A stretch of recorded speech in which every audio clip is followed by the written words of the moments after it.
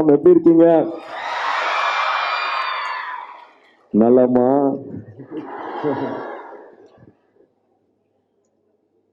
ரொம்ப சந்தோஷமா இருக்கேன். உங்களால இங்க பாக்குறது வந்து ரொம்ப சந்தோஷமா இருக்கேன். ஆனா இருக்கிற அத்தனை ப்ரொஃபசர்ஸ்க்கும் பெரியவங்களுக்கும் ஸ்டாஃப்ஸ் எல்லாருக்கும் என்னோட மரியாதைகளும் வணக்கங்களும். முதல்ல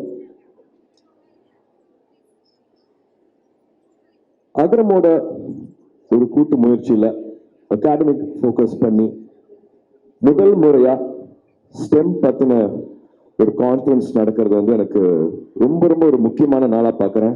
ரொம்ப ஒரு மகிழ்ச்சியான ஒரு நாளா பாக்குறேன். இல்லையா, அகரம் ஆரம்பிச்சு ஒரு 15 வருஷத்துல இது வரைக்கும் ஒரு 6000 கிட்டத்தட்ட ஒரு 6000 கிட்ட மாணவ மாணவிகள் படிச்சு முடிச்சிருக்காங்க, படிச்சுட்டு இருக்காங்க. அதுல 70% பேர் 70% 70% பேர் என் தங்கைகள். 70% should be girls அப்படிங்கிறது வந்து வருஷம் அது ஒரு ரூலா பண்ணிட்டு இருக்கு ஒரு 15 வருஷத்துக்கு மேலேயே. ஸோ அகரம் குழுவா வந்து அவங்களுக்கு அடுத்தது என்ன பண்ணலாம், அகாடமிக் சம்பந்தமா வந்து அவங்களுக்கு என்ன தேவைகள் இருக்கு, எங்க கேப்ஸ் இருக்கு, என்ன விஷயங்கள் பண்ணலாம் அப்படின்னு குழுவா யோசிக்கும் போது வந்து we realized ஸ்டெம் சம்பந்தமான படிப்புலையும் துறையிலையும் அவங்களோட பங்களிப்பு வந்து குறைய இருக்கு. கிட்டத்தட்ட ஒரு 30% தான் இருக்கு அப்படிங்கிறது வந்து we realized. ஸ்டெம்ங்கிறது வந்து சயின்ஸ், டெக்னாலஜி, இன்ஜினியரிங், மேத். என்னடா ஒரு பிகாம் முடிச்சுட்டு இதெல்லாம் சொல்றேன்னு பார்க்காதீங்க, கொஞ்சம் ரிசர்ச் பண்ணிட்டு அதனால சொல்றேன். ஸோ இது நம்ம ஊர்ல மட்டும்தானா, இது நம்ம குழந்தைங்களுக்கு மட்டும்தானா, நம்ம சமுதாயத்துல மட்டும்தான் அப்படி இருக்கா? ஏன்னா நான் ஒரு அப்பாவை வீட்டில் பார்க்குறேன். நான் என் தங்கச்சிக்கு நடக்கிறது, என் மனைவிக்கு நடக்கிறது, என் குழந்தைக்கு, என் பொண்ணுக்கு, என் பையனுக்கும் நான் எனக்கு தெரியாம பண்ற சின்ன வித்தியாசங்கள் தான் காரணமா, அவங்களை வளர்க்குற விதம் காரணமா அப்படின்னு பார்க்கும்போது இல்லை அப்படின்னு ஒரு ரிசர்ச் சொல்லுது. உலகம் பூராவே இன்ஜினியரிங் சம்மந்தப்பட்டது, இனோவேஷன் சம்மந்தப்பட்டதுல வந்து பெண்களோட பங்களிப்பு வந்து 30% குறைவா தான் இருக்கு அப்படிங்கறத வந்து ரிசர்ச் சொல்லுது. பட் ஆனா ஸ்டெம்ங்கிறதே வந்து வெறும் ஒரு சயின்ஸ் மேத் மட்டும் கிடையாது. அது வந்து it is creativity, it is problem solving, it is innovation, it is resilience. இது எல்லாமே பெண்களுக்கு வந்து இயல்பா வரக்கூடியது. அப்படியே வரமாட்டேங்கிறாங்கன்னு பார்த்தா ஐ திங்க் ஒரு ரோல் மாடல்ஸ் இல்லை எங்களுக்கு வந்து, இது வந்து ஒரு எடுத்துக்காட்டு இல்லை, ரோல் மாடல்ஸ் இல்லை அப்படின்ட்டு ஒரு காரணம் வைக்கிறாங்க. ஆனா அதுவும் இல்லை அப்படிங்கிறது வந்து இந்த ஃபங்க்ஷன் போறதுக்கு முன்னாடி ஒரு சின்ன ரிசர்ச் பண்ண அதுலயும் தெரிஞ்சது. பெண்கள் நம்மளுக்கு என்னெல்லாம் கொடுத்துருக்காங்க அப்படின்னு பார்த்தீங்கன்னா, வேர்ட் ப்ராசஸர் கொடுத்தது வந்து பெண்கள், கம்ப்யூட்டரைஸ்ட் புக்கிங் ஆஃப் ஏர்லைன் கொடுத்தது வந்து ஒரு பெண், solar heating system, stem cells, software that made moon landing. Neil Armstrong முதல்ல போய் ஒரு ஆணா காலை வச்சுட்டாரு, ஆனா அவர் அங்க கொண்டுட்டு போய் இறக்குனது வந்து ஒரு பெண். Medical syringe, laser contract surgeries, fridge, CCTV, diaper, dish washer, chemotherapy, computer software, airline சத்தம் வராமல் இருக்கிறதுக்காக, இன்ஜின் சத்தம் வராமல் இருக்கிறதுக்கான அது மஃப்ளர் பண்ணது வந்து ஒரு பெண், பர்த் கண்ட்ரோல், அப்புறம் நிறைய பேருக்கு பிடிக்கும் pier, call centre, car heating, காரோட வைப்பர் பண்ணது வந்து ஒரு பெண். இப்ப எல்லாருமே கனெக்டடா இருக்கிற வீடியோ கால், அதாவது வைஃபை ஆகட்டும், இப்போ அது இல்லாம இருக்கவே முடியாது இல்லையா, வைஃபை கண்டுபிடிச்சது வந்து ஒரு பெண். நம்ம இந்தியாவோட அக்னி மிசைல், அதுல முக்கிய பங்கு அளிச்சது வந்து டெசி தாமஸ், நம்ம இந்திய பெண். இஸ்ரோல மங்கள்யான் உட்பட 14 மிஷன்ஸ் வெற்றிகரமா எடுத்ததுல ரொம்ப முக்கியமான இஸ்ரோல சயின்டிஸ்ட் வந்து நந்தினி ஹரிநாத் அவர்கள் 14 இயர்ஸா அவர் கான்ட்ரிபியூட் பண்ணிருக்காங்க. ஸோ பெண்களோட பங்களிப்பு வந்து ஏகப்பட்டது இருக்குது. வழக்கம் போல எல்லா இடத்துலையுமே வந்து கவனிக்கப்படுற, பாராட்டப்படுற, இல்லாட்டி பேசப்படுற வந்து ஆண்களாகவே மட்டும்தான் இருந்திருக்குது. என்ன சுத்தி இருக்கிற பெண்களை வந்து நான் ரொம்ப சக்தி வாய்ந்தவங்களா நான் பார்த்திருக்கேன். அது எல்லா இடத்துலையுமே நான் பொருந்தும். என்னை சுத்தி இருக்கிறேன்னா, என் வீட்டில இருந்து நான் இப்போ அகரம் ஒரு 6000 குழந்தைங்க இருக்காங்கன்னா வந்து அதுல முக்காவாசி பேர் அகரம் நடத்துறது வந்து பெண்கள். அதில் இன்னொரு முக்கியமான தாய்னா ஜெயஸ்ரீ சொல்லுவேன். So I really believe in women power. I believe உங்களால் முடியாதது ஒன்றுமே இல்லை அப்படிங்கிறத வந்து நான் முழுமையாக நம்புறது. ஏன்னா நான் 75 பிறந்தேன். அப்போ இருந்து அப்பா வந்து 12th ஸ்டாண்டர்ட் மார்க்ஸ்க்கு வந்து யார் வந்து அதிகமாக மார்க் வாங்கினா அவங்களுக்கு வந்து பரிசு கொடுத்துட்ருக்காங்க. 48 வருஷம் ஆக போகுது. இப்போ வரைக்கும் அதிகமாக பாஸ் ஆகிறது வந்து பெண்கள், அதிகமாக வந்து காலேஜ் படிப்பை முடிக்கிறதும் வந்து பெண்கள். அப்புறம் எங்கே அந்த ட்ரீம் கேப் வருது? இது வந்து ஒரு சைலண்ட் கொஸ்டினாகவே தான் எப்பவுமே போயிட்டு இருக்கு. ஒரு $1 மில்லியன் கொஸ்டினாக போயிட்டு இருக்கு.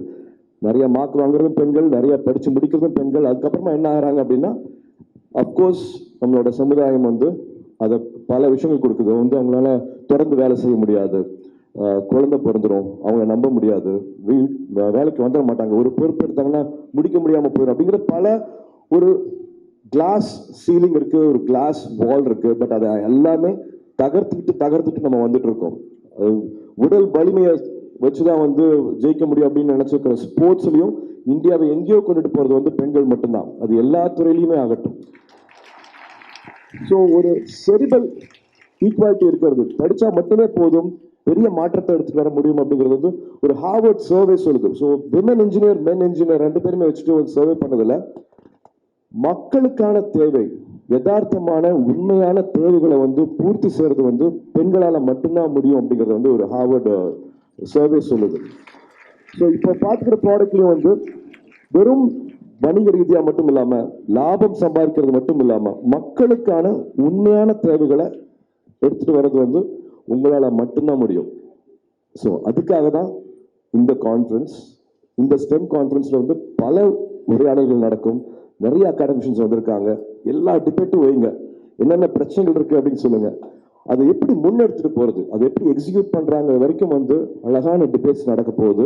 இன்னைக்கும் நாளைக்கும் வந்து மேக் திஸ் யோர் டே. உள் மனசுல, ஆள் மனசுல நம்ம என்ன ஆகணும் அப்படிங்கிறது ஏங்கி தவிக்கிறோமோ அதுவாக நம்ம ஆக முடியும். எந்த காரணங்கள் சுற்றி இருந்தாலும் அதை எல்லாத்தையும் முறைச்சிட்டு நீங்க ஒன்று முடிவு பண்ணிட்டீங்கன்னா நீங்க அது ஆக முடியும். மெட்ராஸ்ல தான் பிறந்து வாழ்ந்தாங்க இந்திரநோய். அவங்களோட புக் இருக்கு, அவங்கள படிங்க. நம்மளோட சமுதாயத்தை பத்தி, அவங்களோட குடும்பத்தை பத்தி, எப்படி அவங்க வந்து தொழில் சக்சஸ்ஃபுல்லாக. பெப்சிங்கிற கம்பெனி வந்து ஏற்கனவே பல ஆயிரம் கோடி சம்பாதிச்சுட்டு இருக்கிற கம்பெனி. ஆனா அவங்க போனதுக்கு அப்புறமா அதை 2 மடங்கு ஆக்குனாங்க. அவங்களுக்கும் இதே சமுதாயம் பிரச்சனை இருந்தது, இதே குழந்தை, இதே ஹஸ்பண்ட், அத்தனையும் மாற்றி காமிச்சாங்க. மை லைஃப் இன் ஃபுல் அப்படிங்கிறது பேர் அந்த புக்கு பேரு. தயவு செஞ்சு வாங்கி படிங்க. ரொம்ப எனக்கு நடந்துட்டு இருக்கிறது அவங்களுக்கும் நடந்துட்டு இருக்கு அப்படிங்கிற மாதிரி ஆச்சரியமா பார்க்குற பல விஷயங்கள் அந்த புக்கில் இருக்கும். அதை நிச்சயமா உங்களுக்கு உதவி பண்ணும் அப்படின்னு நினைக்கிறேன். So make this your day. இது வந்து உங்களோட நாளாக இருக்கட்டும். Make the best use of this. இருக்கிற அத்தனை ப்ரொஃபசர்ஸ், அகாடமிஷன்ஸ் உங்களுக்காக வந்திருக்காங்க, உங்களுக்காக நேரம் செலவு பண்ண போறாங்க. இதுல ஜெயிச்சவங்க வந்து உங்களுக்கு வழிகாட்ட போறாங்க. ஸோ இதுக்கு ரொம்ப ரொம்ப முக்கியமான காரணமாக இருக்கிற விஜய் அசோக் அவர்களுக்கும், அண்ணா யூனிவர்சிட்டி இருக்கிற அத்தனை ப்ரொஃபசர்ஸ்க்கும், அத்தனை ஸ்டாஃப்ஸ்க்கும், மதிப்புக்குரிய வைஸ் சான்சலர் அவர்களுக்கும், ரெஜிஸ்ட்ரார் அவர்களுக்கும், இதெல்லாம் பண்ணி கொடுத்த அகரம் வாலண்டியர்ஸ்க்கும் மனமார்ந்த நன்றிகளை தெரிவிச்சுக்கிறோம். இது வெறும் ஆரம்பம் மட்டுமே. இது வெறும் ஆரம்பம் மட்டுமே. நீங்க என்ன ஆகணும்னு ஏங்கி தவிக்கிறீங்களோ அதுவாக ஆக முடியும். God bless, all the best.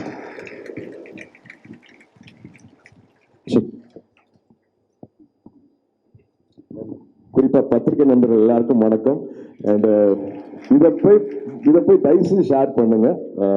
பெண்களுக்கு எப்பவுமே ஒரு ஆண் உழைக்கிறத விட ஒரு 50% எக்ஸ்ட்ரா ஒரு பெண் உழைச்சா மட்டுமே தான் அவங்களுக்கு அந்த அடையாளம், அங்கீகாரம் கிடைக்குது. ஆனால் நிச்சயமாக ஒரு பெண் இதுல விதிவிலக்கு இருக்கலாம். ஒரு பெண்ணால ஒரு 5 ஆண்மகன் பண்ணக்கூடிய வேலையை ஒரு பெண் செய்யறதை நான் திரும்ப பார்த்திருக்கேன். பாராட்டுவோம். அவங்களை இன்னும் வேலை கொண்டுட்டு போறதுக்கு எல்லாரும் சேர்ந்து உழைப்போம். ரொம்ப நன்றி. இந்த நிகழ்ச்சியில வந்து நீங்க வந்து துவக்கத்துல வந்து ஆரம்பிச்சிருக்கிறது வந்து இங்க இருக்கக்கூடிய அனைத்து தங்கைகளுக்கும் வந்து கண்டிப்பா இன்னும் உத்வேகம் அதிகமாக இருக்கும். ஏன்னா அவங்களுக்கு நிறைய பேருக்கு தெரியணும், ஆக்சுவலா இந்த எம்பவர் கான்க்ளேவ் பண்ணும்போது யாரோ 4-5 ப்ரொஃபசர் சேர்ந்து செய்யறாங்க அப்படிங்கிறது மட்டும் இல்லை, அதுக்கு பின்னாடி நீங்களும் வந்து அதை மகிழ்ச்சியா உத்வேகத்தோட கொண்டு போயிட்டு இருக்கீங்க. இப்படியெல்லாம் வந்தா தான் அண்ணா யூனிவர்சிட்டியில வர முடியும். இல்லைண்ணே, நம்மளாம் லயலால படிக்கும்போது கல்ச்சுரல்ஸ் வருவோம்ல, ஸோ இந்த மேடை வந்து கல்லூரி காலங்களில் கல்சூல்ஸ்க்கு வந்திருப்போம். பட் இந்த மாதிரி கான்க்ளேவுக்கு உள்ளே வர்றது, ரெஜிஸ்டர் பண்ணி வர மாதிரி நம்ம உள்ளே வர்றது ஒரு ஸ்டேஜில் வர்றது ரொம்ப பெரிய விஷயம். ஸோ இன்றைய நிகழ்ச்சியை இனிதே நமக்கு வந்து துவங்கி அவருடைய ஒரு ஸ்பெஷலான ஒரு மென்ஷன் இன்னைக்கு வந்து ஏன் எம்பவர் அப்படிங்கிறத ரொம்ப அழுத்தமாக சொல்லியிருக்காரு நமது அண்ணன் சூர்யா அவர்களுக்கு மிகப்பெரிய நன்றியை தெரிவிச்சுக்கிறோம். இந்த 2 நாளுடைய முடிவு இங்கே எத்தனை பேர் என்னவா ஆறாங்கன்றது இன்னும் சில ஆண்டுகளில் நீங்கள் பார்ப்பீங்க. இங்கே இருக்கக்கூடிய இதே மாதிரி ஒரு கான்க்ளேவ்ல இந்த தங்கைகள் சிறப்பு விருந்தினராகவும் சயின்டிஸ்டாகவும் வந்து உட்காருவாங்க அப்படிங்கிறது கண்டிப்பாக நாங்கள் இன்னைக்கு பதிவு பண்ணுறோம். ரொம்ப டப்பிங் போயிட்டு இருக்கேன், அதனால தான் தொண்டை எப்படி இருக்கு. அங்கே வெயிட் பண்ணிட்டு இருக்காங்க கங்குவாக்காக. ஆல்மோஸ்ட் படம் முடிஞ்சிருச்சு. So I have to leave now. அதனால உங்கள்கிட்ட இருந்து விடைபெற்றுக்கிறேன். தேங்க்யூ.